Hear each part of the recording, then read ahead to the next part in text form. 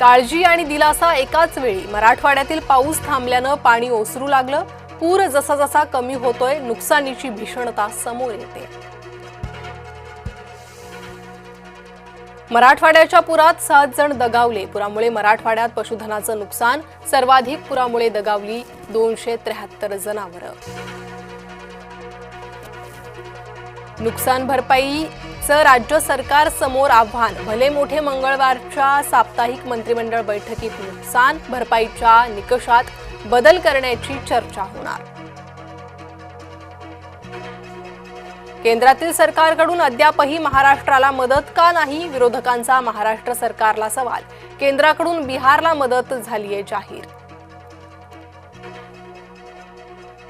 सोलापुरात सीना नदीला तिसऱ्यांदा महापूर। शेतकरी आणि ग्रामस्थांची पुन्हा चिंता वाढली। नदीकाठच्या गावांमध्ये पाणी शिरण्यास सुरुवात। कोल्हापुरात इम्तियाज जलील यांचं वक्तव्य। प्रभू रामाप्रमाणे मोहम्मदही प्रिय। जलील म्हणतात, आय लव्ह मोहम्मदचा वाद विनाकारण।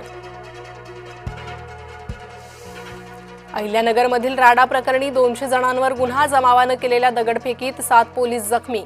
पोलिसांनी स्वतः फिर्यादी होऊन केला गुन्हा दाखल। महाराष्ट्राचे वातावरण बिघडवू देणार नाही। मुख्यमंत्री फडणवीस यांचे चौकशीचे आदेश। महाराष्ट्र पोलिसांकडून कठोर कारवाई सुरू।